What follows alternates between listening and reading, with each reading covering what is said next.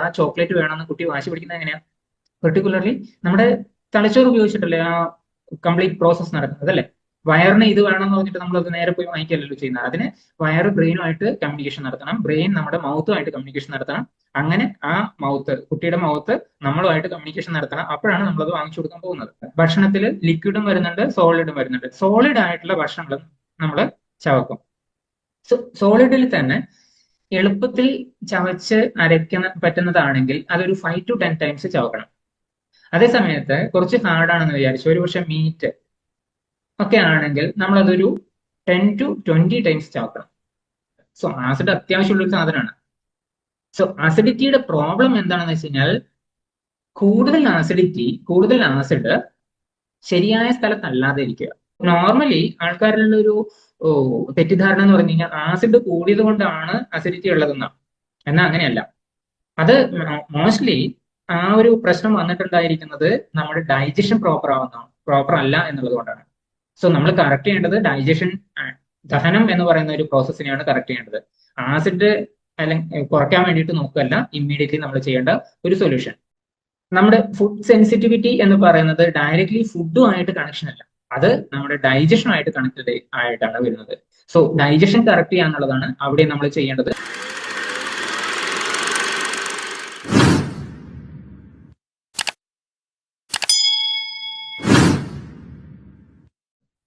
Good evening all. നമ്മുടെ വയറുമായിട്ട് സംബന്ധിച്ച് എല്ലാവരും ഈ ഒരു വയറിന് വേണ്ടിയിട്ടാണ് പണിയെടുക്കുന്നത് എന്ന് പൊതുവെ പറയാറുണ്ട്. ഈ ഒരു ചാൺ വയറിൽ നമ്മുടെ ബ്രെയിനുമായിട്ടുള്ള കണക്ഷൻ അല്ലെങ്കിൽ നമ്മുടെ മറ്റ് പല അവയവങ്ങളുമായിട്ടുള്ള കണക്ഷൻ ഒക്കെ വെച്ചിട്ട് മുമ്പ് ഓൾറെഡി ഒരു സെഷൻ എടുത്തിട്ടുണ്ട്. അതിൽ കുറച്ച് ഡീറ്റെയിൽ ആയിട്ട് എങ്ങനെയാണ് നമ്മുടെ മൈക്രോബയോം നമ്മുടെ മൂഡിനെ എഫക്ട് ചെയ്യുന്നതെന്നൊക്കെ വളരെ വ്യക്തമായിട്ടും വിശദമായിട്ടും സംസാരിച്ചിട്ടുണ്ടായിരുന്നു. ഇൻ കേസ് അത് ആർക്കെങ്കിലും ഓർമ്മയില്ല അല്ലെങ്കിൽ അറ്റൻഡ് ചെയ്തിട്ടില്ല എന്നുണ്ടെങ്കിൽ ഒന്ന് ദയവായിട്ട് നമ്മുടെ വിങ്സിന്റെ തന്നെ യൂട്യൂബ് ചാനലിൽ കാണാൻ പറ്റുന്നതാണ്. ഇന്ന് ഞാനിപ്പോൾ എടുക്കുന്ന സെഷൻ പെർട്ടിക്കുലർലി നമ്മുടെ ഡൈജസ്റ്റീവ് പ്രോബ്ലംസ് എങ്ങനെ നമ്മളെ എഫക്ട് ചെയ്യുന്നു എന്നുള്ളതാണ്. അപ്പൊ അതിന് എങ്ങനെ കറക്ഷൻ കൊണ്ടുവരാം എന്നുള്ളത്. അപ്പൊ ആ ഒരു ടോപ്പിക്കിലേക്ക് നമുക്ക് ഇന്ന് പോവാം. കുടലിന്റെ ആരോഗ്യമാണ് ആരോഗ്യത്തിന്റെ തുടക്കം, അല്ലെങ്കിൽ healthy gut equal to happy life എന്ന് നമുക്ക് പറയാൻ പറ്റും. അതിനുള്ള ഒരു സൊല്യൂഷനാണ് ഒരുപക്ഷെ നമ്മൾ കമ്പ്യൂട്ടറിലൊക്കെ പൊതുവെ എന്താ ചെയ്യുക, എന്തെങ്കിലും പറ്റിക്കഴിഞ്ഞാൽ അല്ലെങ്കിൽ അത് നമ്മുടെ ആവശ്യത്തിനനുസരിച്ചുള്ള വർക്ക് ചെയ്യുന്നില്ലെങ്കിൽ മൊബൈൽ പോലും ഒന്ന് സ്വിച്ച് ഓഫ് ചെയ്തിട്ട് റീസ്റ്റാർട്ട് ചെയ്യാം അല്ലെ. നമുക്ക് റീസ്റ്റാർട്ട് അല്ല, നമ്മുടെ ലൈഫ് റീസ്റ്റാർട്ട് ചെയ്യാൻ പറ്റില്ല, അതുകൊണ്ടൊന്ന് റീസെറ്റ് ചെയ്യാം. ആ ഒരു കാര്യം പ്രത്യേകിച്ച് നമ്മുടെ വയറിനെ സംബന്ധിച്ച് വളരെ എഫക്റ്റീവ് ആണ്. അപ്പൊ അതിലേക്കാണ് ഇന്ന് നമ്മൾ പോകുന്നത്. എന്താണ് ദഹനം എന്ന് പറഞ്ഞു കഴിഞ്ഞാൽ നമ്മുടെ ദഹന വ്യവസ്ഥയിൽ പല അവയവങ്ങളും വരുന്നുണ്ട്. സോ അതിന്റെ ഡീറ്റെയിലേക്കല്ല, അതിന് പകരം നമുക്ക് ആ ഡൈജഷൻ എന്ന് പറയുന്ന പ്രോസസ്സിനെ ഒന്ന് മനസ്സിലാക്കാം. ഈ ഡൈജഷൻ പ്രോസസ്സിൽ ദഹനം നടക്കുന്ന സമയത്ത് നമ്മുടെ ശരീരത്തിൽ അതിന്റെ ഇമ്പോർട്ടൻസ് എന്ന് വെച്ച് കഴിഞ്ഞാൽ അത് എനർജിക്ക് വേണ്ടിയിട്ട് കാർബോഹൈഡ്രേറ്റ്, പ്രോട്ടീൻ അല്ലെങ്കിൽ ഫാറ്റ് ഇത്തരം കലോറി മോളിക്യൂൾസിനെ അബ്സോർബ് ചെയ്യാൻ വേണ്ടി ഹെൽപ്പ് ചെയ്യും. അതുപോലെ തന്നെ മറ്റ് ന്യൂട്രിയൻസ് ലൈക്ക് മൈക്രോ വൈറ്റമിൻസും മിനറൽസും വളരെ ചെറിയ അളവിലെ ആവശ്യമുള്ളൂ, പക്ഷെ അതിന്റെയും ആകരണം അത്ര തന്നെ ഇമ്പോർട്ടന്റ് ആണ്. അതുപോലെ തന്നെ നേരത്തെ സംസാരിച്ച ഗട്ട് ബ്രെയിൻ കണക്ഷൻ വളരെ ഇമ്പോർട്ടന്റ് ആണ്. കാരണം ന്യൂറോ ട്രാൻസ്മിറ്റേഴ്സ് സെറോട്ടോണിനും ഡോപ്പമൈനും ഒക്കെ നമ്മുടെ വയറിൽ നിന്ന് തന്നെ ഉൽപ്പാദിപ്പിക്കുന്നതാണ്. ഓൾമോസ്റ്റ് 90% സെറോട്ടോണിനും 50% ഡോപ്പമൈനും ഒക്കെ എന്ന് വെച്ച് കഴിഞ്ഞാൽ അത് നമ്മുടെ മൂഡ് റെഗുലേറ്റ് ചെയ്യാൻ വേണ്ടിയിട്ട് ഹെൽപ്പ് ചെയ്യുന്നതാണ്. സോ ആ ഒരു ഗട്ട് ബ്രെയിൻ കണക്ഷൻ GBA എന്ന് പറയുന്ന ആക്സിസ് വഴി ഡയറക്ട്ലി അത് എഫക്ട് ചെയ്യുന്നുണ്ട്. പ്ലസ് നമ്മുടെ കുടലിനകത്ത് എന്ററിക് നെർവസ് സിസ്റ്റം ഉണ്ട്. ഈ നെർവസ് സിസ്റ്റം എന്ന് പറയുന്നത് എഗൈൻ ന്യൂറോൺസ് തന്നെയാണ്. ബ്രെയിനിലുള്ള ന്യൂറോൺസിൽ നിന്ന് വ്യത്യസ്തമായിട്ട് ഇത് സെപ്പറേറ്റഡ് ന്യൂറോൺ സിസ്റ്റമാണ്. അപ്പൊ അതും നമ്മുടെ ബ്രെയിൻ കണക്ഷനെ എഫക്ട് ചെയ്യുന്നതാണ്. അതുപോലെ തന്നെ ഇമ്മ്യൂണിറ്റിക്ക് വളരെ അത്യാവശ്യമാണ്. ആൻഡ് നമ്മുടെ hormone balances, everything happens through hormones. അല്ലെങ്കിൽ ഒരു ഹോർമോൺ എന്ന് പറയുന്നത് ഒരു പെർട്ടിക്കുലർ കീ ആണെന്ന് നമുക്ക് മനസ്സിലാക്കാം. എന്ന് വെച്ച് കഴിഞ്ഞാൽ നമ്മുടെ ശരീരത്തിൽ ഏതെങ്കിലും ഒരു ലോക്ക് ഉണ്ടെങ്കിൽ ആ ലോക്ക് തുറക്കാൻ അത്യാവശ്യമുള്ള ഒരു കീ ആണ് ഈ ഹോർമോൺ. അപ്പൊ ഈ പെർട്ടിക്കുലർ കീ ഇല്ലെങ്കിൽ നമുക്ക് ആ ലോക്ക് അല്ലെങ്കിൽ നമ്മുടെ ആ ഒരു പെർട്ടിക്കുലർ പ്രവർത്തനം നടത്താൻ കഴിയാതെ അതും നമ്മളെ എഫക്ട് ചെയ്യും. ആൻഡ് റിമൂവൽ ഓഫ് വേസ്റ്റ് അല്ലെങ്കിൽ ടോക്സിൻസ്, ഇതിനും നമ്മുടെ ഡൈജഷൻ പ്രോപ്പർ ആവേണ്ടത് അല്ലെങ്കിൽ ഡൈജസ്റ്റീവ് സിസ്റ്റം പ്രോപ്പർ ആവേണ്ടത് വളരെ അത്യാവശ്യമാണ്. ഡൈജസ്റ്റീവ് സിസ്റ്റത്തിൽ പ്രധാനമായിട്ടുള്ള അവയവങ്ങൾ എന്ന് വെച്ച് കഴിഞ്ഞാൽ ഒരുപക്ഷെ നമ്മുടെ മൗത്ത്, അതുപോലെ തന്നെ സ്റ്റൊമക്ക്, പിന്നെ വരുന്നത് ഈസോഫാഗസ്, സ്റ്റൊമക്ക്, അതുപോലെ ചെറുകുടലും വൻകുടലും ഒക്കെയാണ് വരുന്നത്. സോ ഈ അവയവങ്ങളിൽ എല്ലാം തന്നെ നമ്മുടെ ഫുഡ് ഭക്ഷണം നമ്മൾ കഴിച്ചു കഴിഞ്ഞാൽ ഈ ഓരോ ഭാഗങ്ങളിലും എത്തുമ്പോൾ അവിടെ പ്രത്യേകമായിട്ടുള്ള ഓരോ ഫങ്ഷൻസ് നടക്കുന്നുണ്ട്.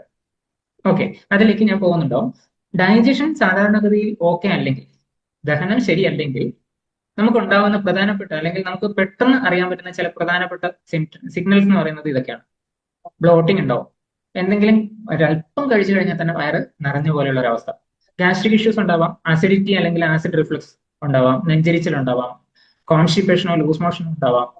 ഈവൻ നമുക്ക് ടോട്ടലി ഫാറ്റിക് അല്ലെങ്കിൽ ഒരു എനർജി കുറവ് അനുഭവപ്പെടാം. രാവിലെ എഴുന്നേറ്റു പണി തുടങ്ങി കുറച്ചു നേരം കഴിയുമ്പോഴേക്കും, മേ ബി ഒരു ഹൗസ് വൈഫ് ഒക്കെ ആണെങ്കിൽ 10 മണി 11 മണി ആകുമ്പോഴേക്ക് വീണ്ടും ഒന്ന് കിടന്നാൽ മതി എന്നുള്ള ഒരു അവസ്ഥ. രാവിലെ തന്നെ അപ്പോൾ വർക്ക് ചെയ്തുകൊണ്ടിരുന്നത് എങ്ങനെയായിരുന്നു എന്ന് വെച്ച് കഴിഞ്ഞാൽ ഒരുപക്ഷെ രാവിലെ എഴുന്നേറ്റ് ചായ കുടിച്ച് കാണും, അതിന്റെ ഒരു എനർജിയിൽ കുറച്ചു നേരം പണിയെടുക്കണം. ആൻഡ് ഈവൻ മലത്തിന് വല്ലാത്ത ഒരു ഫൗൾ സ്മെൽ അല്ലെങ്കിൽ ഈവൻ ഇൻഡൈജഷൻ നടന്നു എന്ന് നമുക്ക് ഉറപ്പാക്കുന്ന രീതിയിലുള്ള ഫുഡ് പാർട്ടിക്കിൾസ് തന്നെ നമുക്ക് അവിടെ കാണാം സ്റ്റോളിൽ. ആ ഒരു അവസ്ഥയും ഒക്കെ ഡൈജഷൻ ശരിയല്ല എന്നുള്ളതിന്റെ സിഗ്നലാണ്.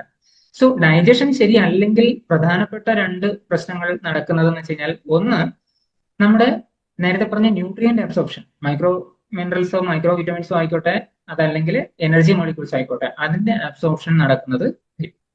രണ്ടാമത്തത് നമ്മുടെ ഗട്ട് സിസ്റ്റത്തിന്റെയും ബ്ലഡ് സ്ട്രീമിന്റെയും കമ്പോസിഷൻ മാറ്റും. സോ ഇത് രണ്ടും മാറിക്കഴിഞ്ഞാൽ പിന്നെ എന്ത് സംഭവിക്കുന്നു വെച്ച് കഴിഞ്ഞാൽ അത് നമ്മുടെ ബ്രെയിനിനെ എഫക്ട് ചെയ്യും, അല്ലെങ്കിൽ ബ്രെയിനിൽ ചെറിയ ചെറിയ മാറ്റങ്ങൾ കൊണ്ടുവരും. സോ ഒരു ചെറിയ എക്സാമ്പിൾ ഞാനിവിടെ പറഞ്ഞു കഴിഞ്ഞാൽ, ചെറിയ കുട്ടികളിൽ പോലും ചിലപ്പോൾ അല്ലെങ്കിൽ വലിയവരിലും ചിലപ്പോൾ കാണുന്ന ചില ക്രേവിങ്ങുകൾ അത് അവരുടെ മൈക്രോ മിനറൽസിന്റെ ഡെഫിഷ്യൻസി കൊണ്ടാവാം. അത് മാത്രമല്ല ചിലപ്പോൾ ഷുഗറിന്റെ ക്രാഷ് കൊണ്ടുണ്ടാവാം. സോ ഇത്തരം ക്രേവിങ്സ് ഡയറക്ട്ലി ബ്രെയിനിലാണ് പറയുന്നത് അല്ലെ, നമുക്ക് ആ ഭക്ഷണം വേണം അല്ലെങ്കിൽ ആ ചോക്ലേറ്റ് വേണം എന്ന് കുട്ടി വാശി പിടിക്കുന്നത് എങ്ങനെയാ? പെർട്ടിക്കുലർലി നമ്മുടെ തലച്ചോറ് ഉപയോഗിച്ചിട്ടല്ലേ ആ കംപ്ലീറ്റ് പ്രോസസ് നടക്കുന്നത് അല്ലെ. വയറിന് ഇത് വേണമെന്ന് പറഞ്ഞിട്ട് നമ്മളത് നേരെ പോയി വാങ്ങിക്കല്ലോ ചെയ്യുന്നത്. അതിന് വയറ് ബ്രെയിനുമായിട്ട് കമ്മ്യൂണിക്കേഷൻ നടത്തണം, ബ്രെയിൻ നമ്മുടെ മൗത്തുമായിട്ട് കമ്മ്യൂണിക്കേഷൻ നടത്തണം, അങ്ങനെ ആ കുട്ടിയുടെ മൗത്ത് നമ്മളുമായിട്ട് കമ്മ്യൂണിക്കേഷൻ നടത്തണം, അപ്പോഴാണ് നമ്മളത് വാങ്ങിച്ചു കൊടുക്കാൻ പോകുന്നത്. സോ ഇത്രയും പ്രോസസ്സ് നടക്കാൻ കാരണമാവുന്നത് നമ്മുടെ കുടലിന്റെ ആരോഗ്യം കറക്റ്റ് അല്ലാത്തതുകൊണ്ടാണ്. സോ ഡൈജഷൻ പ്രോസസ്സിൽ നമ്മുടെ വായയിൽ വെച്ച് നടക്കുന്നതെന്ന് വെച്ച് കഴിഞ്ഞാൽ സാധാരണഗതിയിൽ ചവക്കും അല്ലെ. നമ്മൾ എന്താണ് സാധാരണ ചവക്കുന്നത്? ഭക്ഷണം എന്ന് വെച്ച് കഴിഞ്ഞാൽ ഹാർഡായിട്ടുള്ള അല്ലെങ്കിൽ ഫുഡ് എന്ന് ശരിക്കും പറഞ്ഞു കഴിഞ്ഞാൽ ഭക്ഷണത്തിൽ ലിക്വിഡും വരുന്നുണ്ട്, സോളിഡും വരുന്നുണ്ട്. സോളിഡ് ആയിട്ടുള്ള ഭക്ഷണങ്ങൾ നമ്മൾ ചവക്കും. സോ സോളിഡിൽ തന്നെ എളുപ്പത്തിൽ ചവച്ച് പറ്റുന്നതാണെങ്കിൽ അതൊരു 5 to 10 ടൈംസ് ചവക്കണം. അതേ സമയത്ത് കുറച്ച് ഹാർഡാണെന്ന് വിചാരിച്ചു, ഒരുപക്ഷെ മീറ്റ് ഒക്കെ ആണെങ്കിൽ നമ്മളതൊരു 10 to 20 ടൈംസ് ചവക്കണം. ചവക്കുന്ന ആ ഒരു പ്രോസസ്സിൽ പോലും ഡൈജസ്റ്റീവ് എൻസൈംസ് ഉൽപ്പാദിപ്പിക്കപ്പെടുന്നുണ്ട്. അവിടെ നമ്മുടെ കാർബോഹൈഡ്രേറ്റിനെയും അതുപോലെ തന്നെ ലിപ്പിഡ്സിന്റെയും ഫാറ്റിന്റെയും മെറ്റബോളിസം തുടങ്ങാൻ വേണ്ടിയിട്ട് ആവശ്യമുള്ള 2 എൻസൈം തന്നെ മൗത്തിൽ വരുന്നുണ്ട്, വായയിൽ വരുന്നുണ്ട്. അതുകൊണ്ട് നമ്മൾ ചവക്കുന്നത് തീർച്ചയായിട്ടും നല്ലതാണ്. സാധാരണ നാച്ചുറോപ്പതി അല്ലെങ്കിൽ ഹൈ ലെവൽ നമ്മളെ ഒരു ലൈഫ് സ്റ്റൈൽ ചേഞ്ചിന് വേണ്ടിയിട്ട് നോക്കുന്ന സമയത്ത് ഭക്ഷണമായിട്ട് ബന്ധപ്പെട്ടിട്ടുള്ള ഒരു ചേഞ്ച് പറയുന്നത് തന്നെ ച്യൂ യുവർ ഡ്രിങ്ക്സ്. നിങ്ങൾ കുടിക്കുന്ന വെള്ളം അല്ലെങ്കിൽ കുടിക്കുന്ന പാനീയങ്ങൾ ചവച്ച് തിന്നു എന്നാണ് പറയുന്നത്. അതേപോലെ തന്നെ നിങ്ങൾ കഴിക്കുന്ന ഭക്ഷണം ഇറക്കൂ, അല്ലെങ്കിൽ അത് ലിക്വിഡിഫൈ ചെയ്തിട്ട് അത്രയും പ്രാവശ്യം ചവച്ചിട്ട് നിങ്ങൾ ഇറക്കാൻ പറ്റണം, അങ്ങനെയാണ് പറയുന്നത്. And drink your food. Okay, so ആ ഒരു രീതിയിൽ മൗത്തിനെ നമ്മൾ ഡൈജഷനുമായിട്ട് ബന്ധപ്പെടുത്തേണ്ടത് ആവശ്യമുണ്ട്. രണ്ടാമത്തെ പ്രധാനപ്പെട്ട ഭാഗം എന്ന് പറയുന്നത് സ്റ്റൊമക്കാണ്. അത് ഈസോഫാഗസ് അല്ലെങ്കിൽ അന്നനാളത്തിൽ കൂടെ നമ്മുടെ സ്റ്റൊമക്കിലേക്ക് എത്തും. ഈ സ്റ്റൊമക്കിൽ എത്തുമ്പോൾ പലതരത്തിലുള്ള ഗാസ്ട്രിക് ജ്യൂസസും അതുപോലെ തന്നെ ഹൈഡ്രോക്ലോറിക് ആസിഡും അവിടെ ഈവൻ ഹാംഫുൾ ആയിട്ടുള്ള ബാക്ടീരിയ ഉണ്ടെങ്കിൽ അതിനെ ഭക്ഷണത്തിലുള്ള ബാക്ടീരിയയെ നിർവീര്യമാക്കും. ഒപ്പം ഡൈജഷൻ പ്രോസസ്സ് തുടങ്ങാൻ വേണ്ടിയിട്ടുള്ള ഫസ്റ്റ് സ്റ്റെപ്പ് അവിടെ വെച്ചിട്ട്, ഫസ്റ്റ് അല്ല സെക്കൻഡ് സ്റ്റെപ്പ് തുടങ്ങുന്നത് സ്റ്റൊമക്കിലാണ്. ഓക്കെ, സോ ഈവൻ നമുക്ക് സ്ട്രെസ് ഉണ്ടെങ്കിൽ ഇവിടെ ആസിഡ് ഉണ്ടാവുന്നതിന്റെയും ഗാസ്ട്രിക് ജ്യൂസ് ഉണ്ടാവുന്നതിന്റെയും അളവിൽ വ്യത്യാസം വരാം. അത് നമ്മുടെ ഡൈജഷന്, ദഹനത്തിനെ എഫക്ട് ചെയ്യുന്നതാണ്. അടുത്ത ഒരു പ്രധാനപ്പെട്ട പാർട്ട് എന്ന് പറയുന്നത് സ്മോൾ ഇൻറ്റസ്റ്റൈൻ ആണ്. ഈ സ്മോൾ ഇൻറ്റസ്റ്റൈനിൽ സാധാരണഗതിയിൽ അതിന്റെ സ്മോൾ ഇൻറ്റസ്റ്റൈൻ്റെ ലെങ്ത് എന്ന് പറയുന്നത് ഒരാളുടെ ഒരു അഡൾട്ട് ഹ്യൂമൻ ബീയിങ്ങിന്റെ അപ്രോക്സിമേറ്റ് 3 ഇരട്ടി ഉണ്ടാവും. ചെറുകുടലാണെങ്കിലും അതിനാണ് നീളം കൂടുതൽ. വൻകുടലിന് ഏകദേശം അതേ ഹൈറ്റ് തന്നെ ഉണ്ടാവും. ഇപ്പൊ 1.5 മീറ്റർ ഉയരമുള്ള ഒരാളാണെങ്കിൽ അദ്ദേഹത്തിന്റെ വൻകുടൽ എന്ന് പറയുന്നത് ഏകദേശം അതേ സൈസ് ആയിരിക്കും. അതേസമയത്ത് ചെറുകുടൽ എന്ന് പറയുന്നത് 4.5 മീറ്റർ ഉണ്ടാവും. ഈ ചെറുകുടലിൽ വെച്ചാണ് പ്രധാനപ്പെട്ട ഡൈജഷൻ പ്രോസസ്സ് നടക്കുന്നതും അബ്സോർപ്ഷൻ നടക്കുന്നതും. അവിടെ ഈവൻ പാൻക്രിയാറ്റിക് ജ്യൂസസും അതുപോലെ തന്നെ ലിവറിൽ നിന്ന് വരുന്ന ബൈലും അതിന്റെ കൂടെ മിക്സ് ചെയ്തിട്ട് ഒരു ശരിക്കും പറഞ്ഞു കഴിഞ്ഞാൽ ഒരു കുഴമ്പ് രൂപത്തിലാക്കിയിട്ട് അതിൽ നിന്നാണ് പിന്നീട് പലതരത്തിലുള്ള ന്യൂട്രിയൻസും അബ്സോർബ് ആയി എടുക്കുന്നത്. ഇതിനു വേണ്ടിയിട്ട് സഹായിക്കുന്ന ചില ചെറിയ പോർഷൻസ് ഉണ്ട്, അതിനെ പറയുന്ന വില്ലൈ എന്നാണ്. ഈ വില്ലൈ ത്രൂ ആണ് ശരിക്കും അബ്സോർപ്ഷൻ ഒക്കെ നടക്കുന്നത്. ആൻഡ് ലാർജ് ഇൻറ്റസ്റ്റൈൻ എന്ന് പറയുന്നത് ഇവിടെ വെച്ച് പ്രധാനമായിട്ട് ചില മിനറൽസും അതുപോലെ തന്നെ വെള്ളവുമാണ് അബ്സോർബ് ചെയ്യുന്നത്. വൻകുടലിൽ വെച്ച് ഈവൻ വൻകുടലിലാണ് ഏറ്റവും കൂടുതൽ ഗട്ട് മൈക്രോബയോം ഉള്ളത്. സോ ഇതുവരെ ദഹിക്കാത്ത ഭക്ഷണങ്ങൾ മുഴുവനും അല്ലെങ്കിൽ ഇതുവരെ നമുക്ക് അബ്സോർബ് ചെയ്യാൻ പറ്റാത്ത ന്യൂട്രിയൻസ് മുഴുവനും ഇനി ആർക്കുള്ളതാണ്? അത് വൻകുടലിലുള്ള ബാക്ടീരിയക്കുള്ളതാണ്. അതുകൊണ്ട് തന്നെ ഗട്ട് മൈക്രോബയോമിലെ ഈ മേജർ പോർഷൻ ആയിട്ടുള്ള വൻകുടലിനകത്തുള്ള മൈക്രോബയോം, ചെറു കീടാണുക്കൾ, അത് നമ്മുടെ ശരീരത്തിനെ വളരെ വലിയ രീതിയിൽ തന്നെ എഫക്ട് ചെയ്യും. കാരണം അതിന് കിട്ടുന്ന ഭക്ഷണത്തിനനുസരിച്ചുണ്ടാവും അത് നമ്മുടെ ശരീരത്തിനോട് സംവദിക്കുന്നതും ശരീരത്തിൽ അത് നിലകൊള്ളുന്നതും. ഇവിടെ ഈവൻ എക്സ്ക്രീഷൻ ഓഫ് വേസ്റ്റ് മെറ്റീരിയൽസും നടക്കുന്നത് ഈ വൻകുടലിന് ശേഷം വരുന്ന മലദ്വാരത്തിലേക്ക് പോകുമ്പോഴാണ്. ഓക്കെ, സോ എന്താണ് മൈക്രോബയോം എന്ന് പറയുന്നത്? ഈ ഗട്ട് മൈക്രോബയോമിൽ പ്രധാനപ്പെട്ട ആൾക്കാരെന്ന് വെച്ച് കഴിഞ്ഞാൽ ഒന്ന് ബാക്ടീരിയ തന്നെയാണ്. ഇതാണ് ഒരു മേജർ പ്ലെയർ. ശരിക്കും നമ്മുടെ ഇതിനകത്തുള്ള ബാക്ടീരിയകളെ മാത്രം നോക്കിക്കഴിഞ്ഞാൽ തന്നെ അതും 85% നല്ല ബാക്ടീരിയയും 15% മോശം ബാക്ടീരിയ ഉണ്ട്. സോ ഇതിനെ ഒരു ബാലൻസിൽ കൊണ്ടുപോയി കഴിഞ്ഞാൽ നമ്മുടെ ബ്രെയിനിന് അല്ലെങ്കിൽ നമ്മുടെ ഗട്ടിന്റെ ഹെൽത്ത് പൊതുവെ നന്നായിരിക്കും. ഈ ബാക്ടീരിയകൾ പൊതുവെ ഹെൽപ്പ് ചെയ്യുന്നത് നമ്മുടെ ഡൈജഷൻ പ്രോസസ്സിനെ ഹെൽപ്പ് ചെയ്യുന്നുണ്ട്, അതുപോലെ തന്നെ ഇമ്മ്യൂണിറ്റിയെ ഹെൽപ്പ് ചെയ്യുന്നുണ്ട്, വെയിറ്റ് മാനേജ്മെന്റിന് വേണ്ടിയിട്ട് ഹെൽപ്പ് ചെയ്യുന്നുണ്ട്, ഇൻഫ്ലമേഷൻ കുറയാൻ വേണ്ടിയിട്ട് ഹെൽപ്പ് ചെയ്യുന്ന ഒരു കാര്യം കൂടി ബാക്ടീരിയക്കുണ്ട്. വൈറസസ് പ്രധാനമായിട്ട് ബാക്ടീരിയകളെ ഭക്ഷിക്കുന്ന വൈറസുകളാണുള്ളത്, ബാക്ടീരിയോഫേജസ് എന്ന് പറയും. ഈ ബാക്ടീരിയോഫേജസ് ആണ് ശരിക്കും പറഞ്ഞു കഴിഞ്ഞാൽ ബാക്ടീരിയയുടെ നല്ല ബാക്ടീരിയയും മോശം ബാക്ടീരിയയും തമ്മിലുള്ള ഒരു കോളനി. ഈവൻ നല്ല ബാക്ടീരിയയിൽ തന്നെ പെർട്ടിക്കുലർ സ്പീഷീസിലുള്ള ബാക്ടീരിയകളുടെ എണ്ണം ഇത്ര അല്ലെങ്കിൽ അതിന്റെ എല്ലാം ക്വാണ്ടിഫിക്കേഷൻ നോക്കിക്കഴിഞ്ഞാൽ അതിലും ഒരു ബാലൻസ്, ഒരു റേഷ്യോ വെച്ചിട്ടുണ്ടാവും. ആ റേഷ്യോയിലും വലിയ രീതിയിൽ മാറ്റം വരുത്താതെ കൊണ്ടുപോകുന്നതൊക്കെ ഈ വൈറസസ് തന്നെയാണ്. ഫംഗസ് പൊതുവെ അവിടെ ഉണ്ടാകുന്ന ഗ്യാസ്ട്രിക് മെറ്റബോളിസത്തിനും അതുപോലെ തന്നെ ഈവൻ മീഥേൻ ഗ്യാസ് ഉൽപ്പാദിപ്പിക്കാനും ഒക്കെ ഹെൽപ്പ് ചെയ്യുന്ന ഒരു കാര്യമാണ്. ഈവൻ ഇതിന്റെയൊക്കെ സ്പീഷീസിൽ കുറെ പറയാനുണ്ട് കേട്ടോ, അതിലേക്കൊന്നും ഞാൻ ഡീറ്റെയിൽ ആയിട്ട് പോകുന്നില്ല. ബട്ട് മനസ്സിലാക്കേണ്ടത് എന്താണെന്ന് വെച്ച് കഴിഞ്ഞാൽ ഈ ഫംഗസസ് നമ്മുടെ ഈവൻ മുടിയിൽ വരുന്ന താരൻ പോലെയുള്ള പ്രശ്നങ്ങൾക്കും കാരണമാവുന്നുണ്ട്. അതുപോലെ തന്നെ മറ്റ് ആന്റി ഫംഗൽ ആയിട്ടുള്ള സ്കിൻ ഡിസീസസ്, ഫംഗസ് കൊണ്ടുള്ള ചില സ്കിൻ ഡിസീസസ് വരാനൊക്കെ കാരണം വരുന്നത് ഈ ഫംഗസിന്റെ റേഷ്യോ അല്ലെങ്കിൽ അവിടെയുള്ള അളവ്, വൻകുടലിനകത്തുള്ള അളവൊക്കെ വ്യത്യാസം വരുന്നത് കൊണ്ടാണ്. ഈവൻ അതിന്റെ പ്രധാനപ്പെട്ട ഫംഗ്ഷൻ ഒരുപക്ഷെ ക്രേവിങ്സുമായിട്ട് ബന്ധപ്പെട്ടിട്ടുണ്ട്, ഇറിറ്റേഷൻ വരുന്നതുമായിട്ട് ബന്ധപ്പെട്ടിട്ടുണ്ട്. ആർക്കിയ എന്ന് പറയുന്നത് അതും ഒരു തരത്തിൽ പറഞ്ഞു കഴിഞ്ഞാൽ ബാക്ടീരിയ പോലെ തന്നെയാണ്, ഡൈജഷൻ പ്രോസസ്സിനെ ഹെൽപ്പ് ചെയ്യുന്നതാണ്. പ്രോട്ടോസോവ അതിന് ഇമ്മ്യൂണിറ്റിയിൽ കുറച്ചൊക്കെ റോൾ ഉണ്ടെന്ന് പറയപ്പെടുന്നു. അങ്ങനെ നോക്കിക്കഴിഞ്ഞാൽ ഒരു പല രീതിയിലുള്ള കീടാണുക്കൾ അല്ലെങ്കിൽ മൈക്രോബ്സ് ആണ് നമ്മുടെ കുടലിനകത്ത് വസിക്കുന്നത്. ഈവൻ നമ്മുടെ ഈ ഗട്ട് ഇക്കോസിസ്റ്റം, വയറിനകത്തുള്ള ഇക്കോസിസ്റ്റം എന്ന് പറയുന്നതിൽ പൊതുവെ മൈക്രോബ്സ് മാത്രമല്ല ഉള്ളത്, അതിന്റെ ഭക്ഷണം വരുന്നുണ്ട്, അതുപോലെ തന്നെ അത് ഉൽപ്പാദിപ്പിക്കുന്ന പലതരത്തിലുള്ള പ്രോഡക്ട്സ് ഉണ്ട്. Particularly SCFA, short chain fatty acids ഒക്കെ വരുന്നത് ഈവൻ ബാക്ടീരിയകൾ ഉൽപ്പാദിപ്പിക്കുന്നുണ്ട്. നമ്മുടെ ബ്രെയിൻ ഫംഗ്ഷനിങ്ങിന് വരെ ബ്യൂട്രേറ്റ് പോലുള്ളവ നമ്മുടെ ബ്രെയിൻ ഫംഗ്ഷനിങ്ങിന് വരെ ഹെൽപ്പ് ചെയ്യുന്നതാണ്. സോ അത്രമാത്രം ഇമ്പോർട്ടൻസ് ഉള്ളതാണ് ഈ ഗട്ട് ഇക്കോസിസ്റ്റത്തിലെ അവരുടെ പ്രൊഡക്റ്റ്, മൈക്രോബ്സ് ഉണ്ടാക്കുന്ന പ്രൊഡക്റ്റ്. ഗട്ട് ലൈനിങ്ങിന് അഗൈൻ ഇതെവിടെയാണ് വസിക്കുന്നത്, ഇതിന്റെ ഇക്കോസിസ്റ്റത്തിൽ ഇതെവിടെയാണ് വസിക്കുന്നത് നോക്കിക്കഴിഞ്ഞാൽ അഗൈൻ ആ വില്ലയിൽ വരുന്ന ഗട്ട് ലൈനിങ് ഒക്കെ ഉണ്ട്, അതിലും വരുന്നുണ്ട്. അതിന്റെ മ്യൂക്കസ് മെംബ്രെയിൻ വരുന്നുണ്ട്.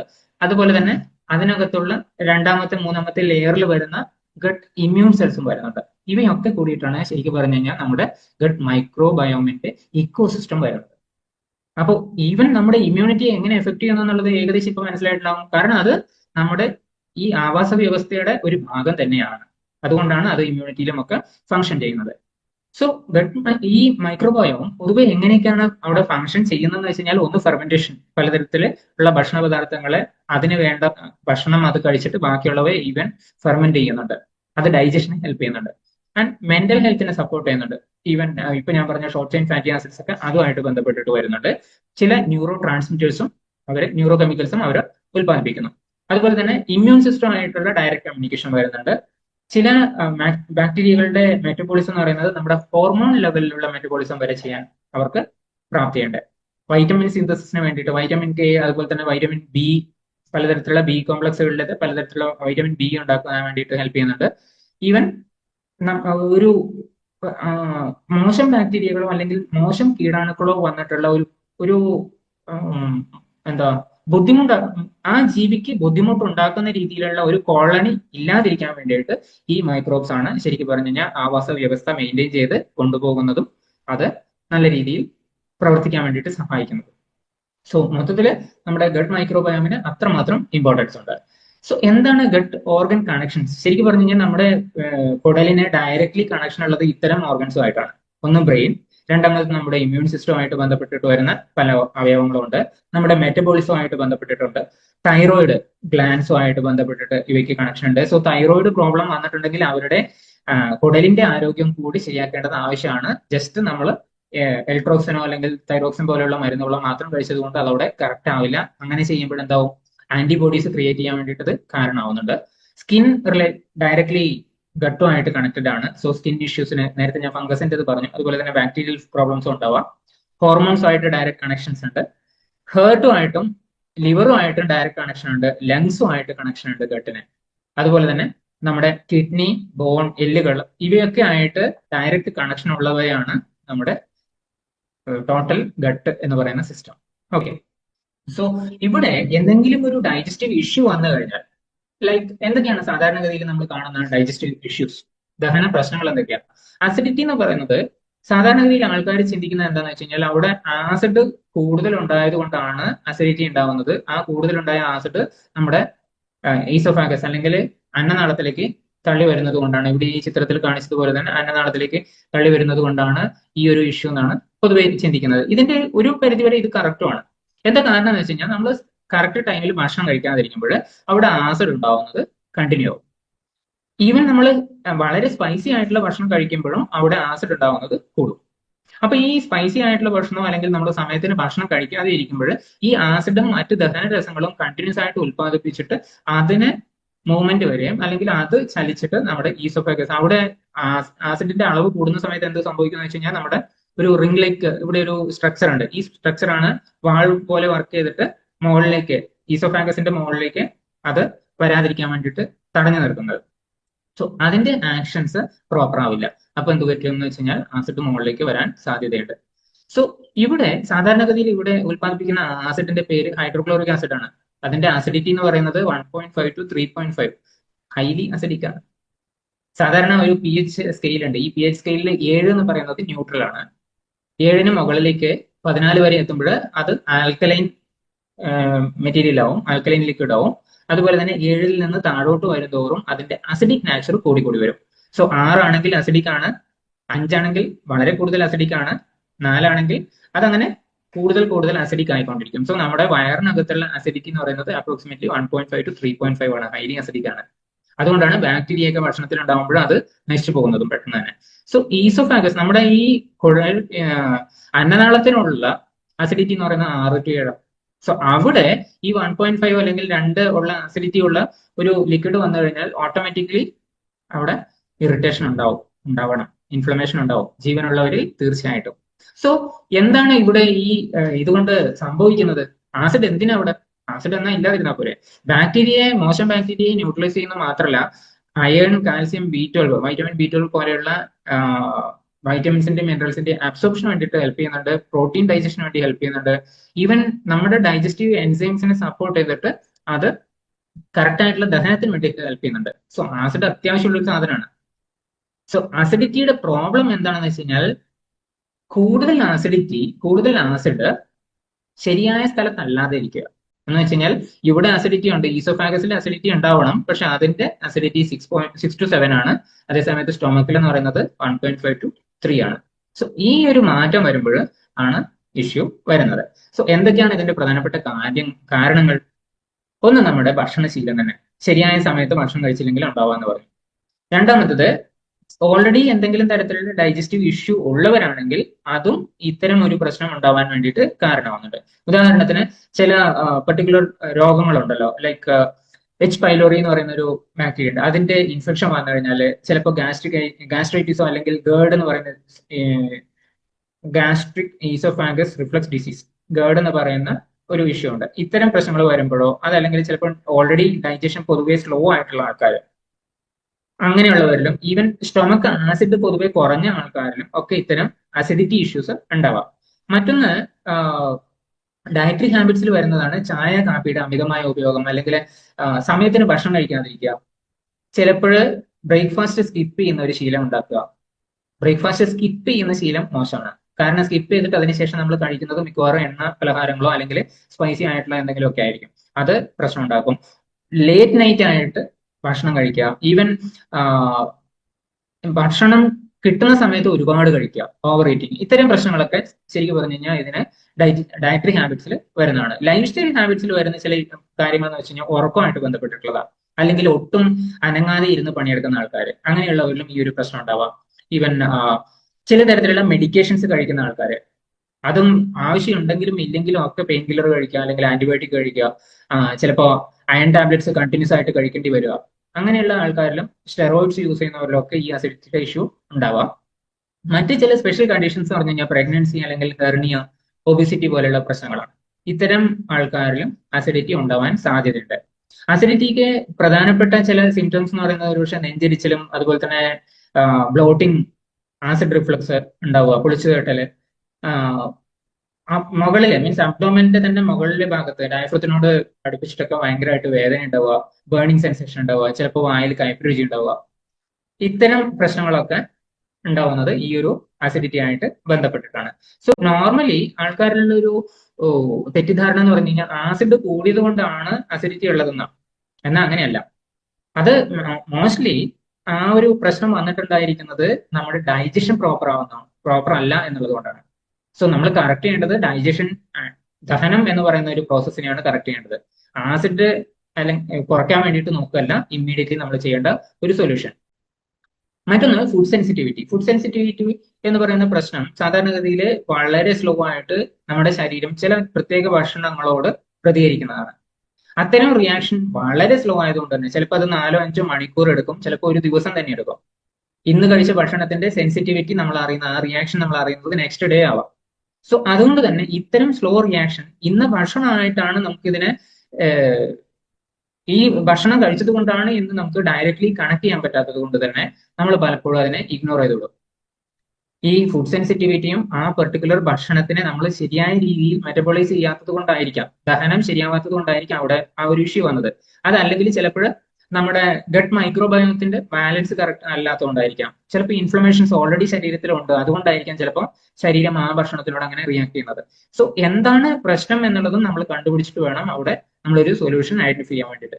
നോർമലി നമ്മുടെ ശരീരത്തിന്റെ ചില കോമൺ ട്രിഗേഴ്സ്, ഭക്ഷണത്തിലെ ചില കോമൺ ട്രിഗേഴ്സ് എന്ന് പറയുന്നത് മിൽക്ക്, പാലുൽപ്പന്നങ്ങളും അതിന്റെ പലതരത്തിലുള്ള പ്രൊഡക്ട്സ്. ഈവൻ ചായ കാപ്പിയൊക്കെ പാലൊഴിച്ചിട്ടുള്ള ചായ ആണെങ്കിൽ ഈ മിൽക്ക് പ്രൊഡക്ട്സിൽ വന്നു.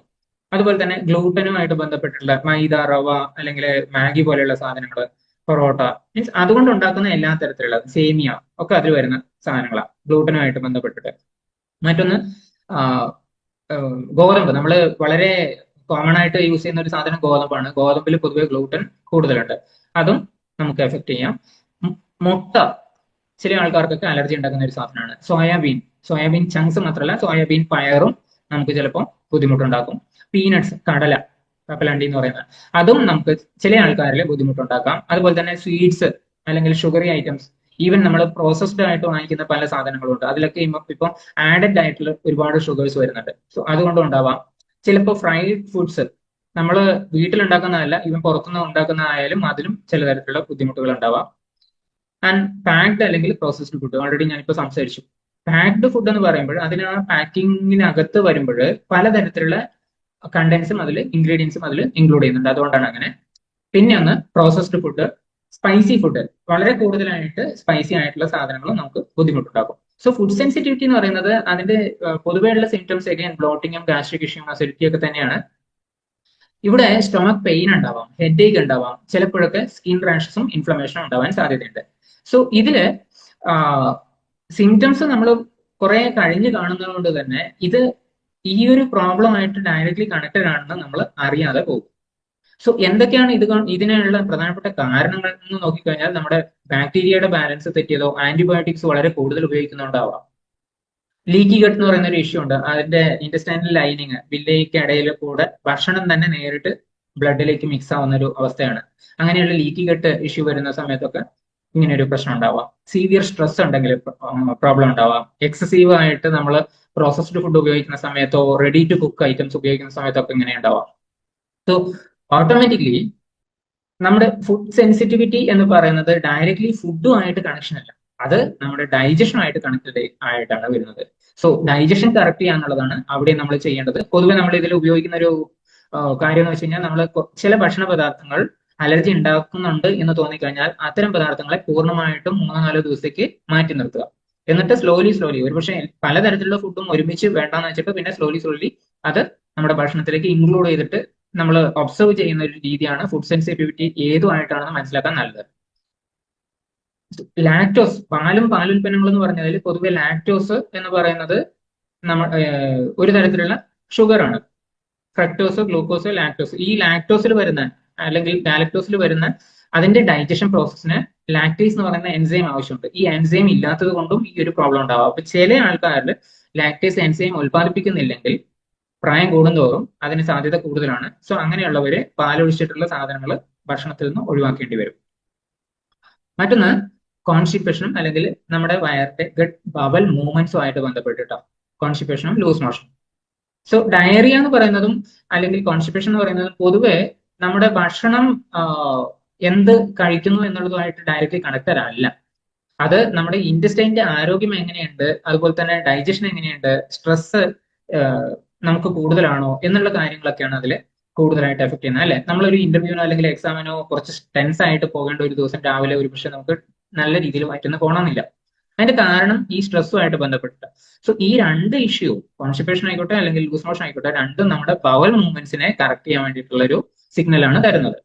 പൊതുവെ കോൺസ്റ്റിപ്പേഷൻ എന്ന് പറയുന്നത് നമ്മുടെ ലാർജ് ഇൻറ്റസ്റ്റൈനില് വൻകുടലിൽ കൂടുതൽ നേരം വേസ്റ്റ് മെറ്റീരിയൽ നിൽക്കുന്ന സമയത്ത് അവിടെ എന്താ സംഭവിക്കുന്നത്? വെള്ളം കൂടുതൽ അബ്സോർബ് ചെയ്യും. ഇങ്ങനെ വെള്ളം കൂടുതൽ അബ്സോർബ് ചെയ്യുന്നത് കൊണ്ടോ അല്ലെങ്കിൽ ഫൈബറിന്റെ അളവ് വളരെ കുറഞ്ഞു പോകുമ്പോൾ ആ രണ്ട് സമയത്തുമാണ് പൊതുവെ അവിടെ വെള്ളം കുറഞ്ഞിട്ട് സ്റ്റൂള് കട്ടയാവുന്നത്.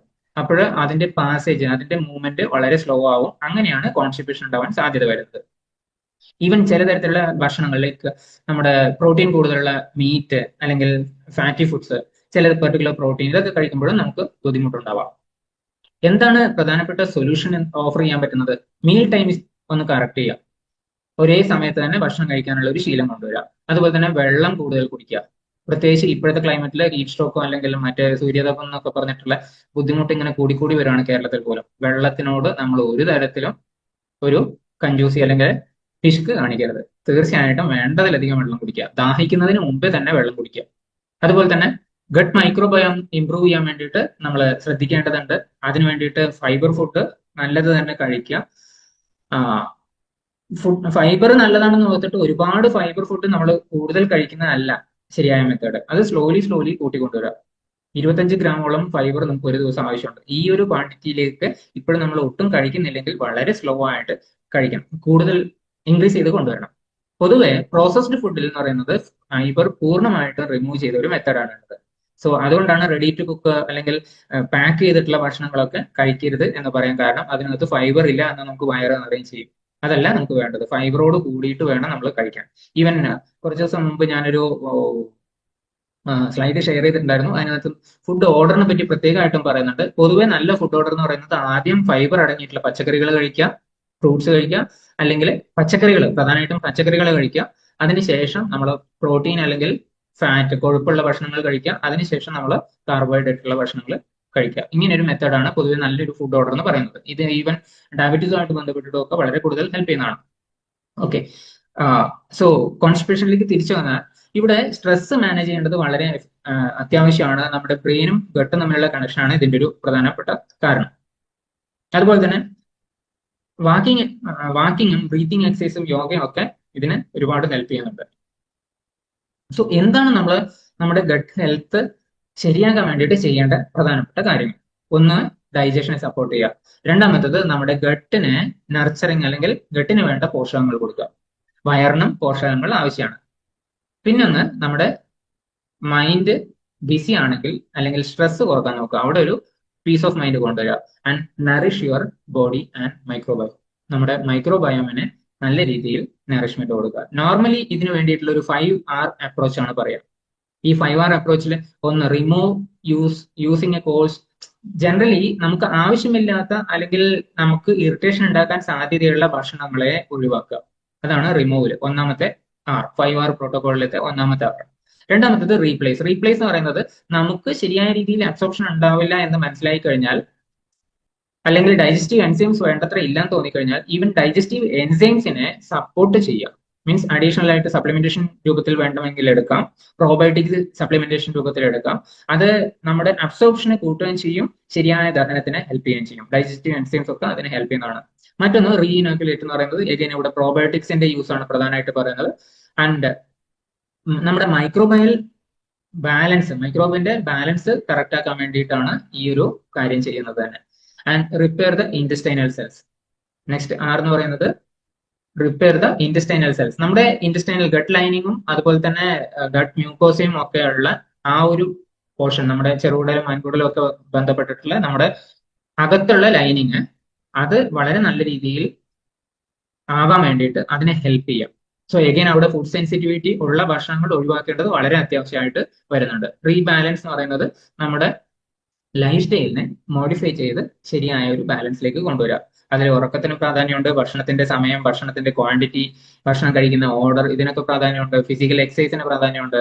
ആൻഡ് നമ്മുടെ പോസിറ്റീവ് മെന്റൽ ആറ്റിറ്റ്യൂഡിനും പ്രാധാന്യമുണ്ട്. ഈ ഒരു രീതിയിൽ ശരിയായ ഒരു 5R അപ്രോച്ചിലേക്ക് നമ്മൾ പോയി കഴിഞ്ഞാൽ നേരത്തെ പറഞ്ഞ കുറേ അധികം പ്രശ്നങ്ങളും സിഗ്നൽസും ഒക്കെ മാറി കിട്ടുന്നതാണ്. സോ ഇത് ഘട്ടമായിട്ട് ബന്ധപ്പെട്ടിട്ട് വലിയൊരു ടോപ്പിക്ക് വളരെ കുറച്ച് സമയം കൊണ്ട് ഞാനൊന്ന് ഓടിച്ച് കവർ ചെയ്തതാണ്. Okay, thank you.